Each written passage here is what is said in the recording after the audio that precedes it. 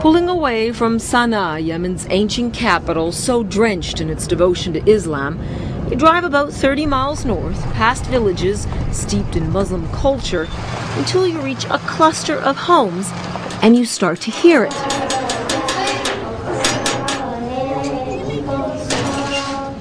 And see it.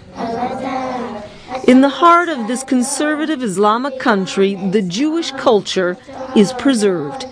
To hear Hebrew so fluently entrenched in this tiny enclave of Caliph is surprising. So I can see the Hebrew writing. Yes, Hebrew.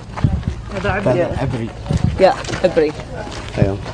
And yet so natural for the few hundred Jews still left in Yemen. Okay.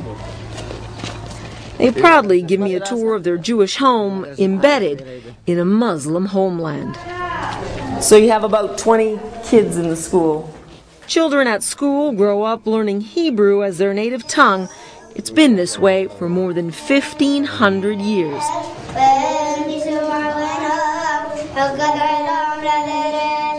Nurtured by their faith and careful accommodation with their Muslim neighbors, the Jews here have survived. We live with the Yemenis. Our appearance is the same. Our clothing is the same. We cover up in modest clothing. It is that respect, even deference to the Muslim majority, that has allowed Jews to remain here. They say they consider themselves Yemeni to the core. Our relationship with Muslims is very normal. Even during the holidays, Muslims come over to visit, and on Muslim holidays, we visit them. Side by side, from cradle to grave, Jewish grave sites laid out in peace alongside Muslim ones. For centuries now, Jews here have been able to carve out an existence in the shadow of ancient Muslim villages. They've preserved their way of life, their culture, their language, and of course, their faith. But their survival here now is far from a sure thing. Homeless and living on government handouts, a few dozen Jewish families are huddled in apartments in the capital. Anti-government rebels chased them out of their homes in northern Yemen more than a year ago.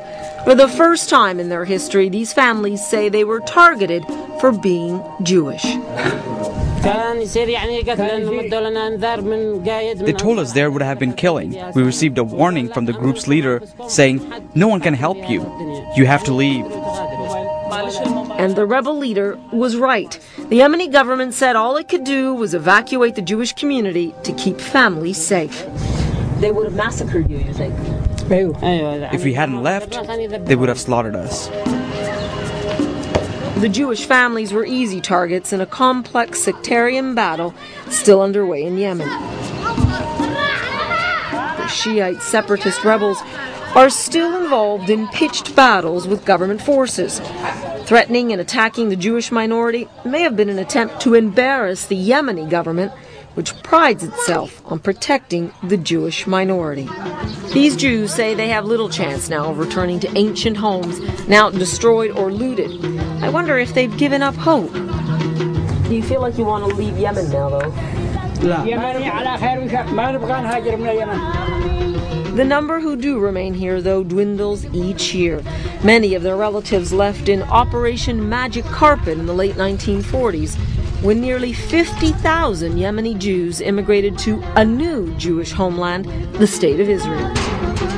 The Hamdi family remember their son's wedding day. He is among a new generation that's going to Israel, looking for work and study and Jewish spouses. Of course it upsets us, but there's nothing here that can help us increase our numbers because of immigration to America, London, and Israel. There's nothing we can do now to stop this. And yet this family says it's convinced there will always be Jews in Yemen. This is our country. This is our home. There are a few problems now, but we are at home here. Before Christianity, before Islam, Jews made Yemen their home. Exactly how they got here and how they came to stay is still a bit of a mystery for historians. But The families that now preserve this heritage say they can and will protect it for centuries to come. For Inside the Middle East, from Raida, Yemen.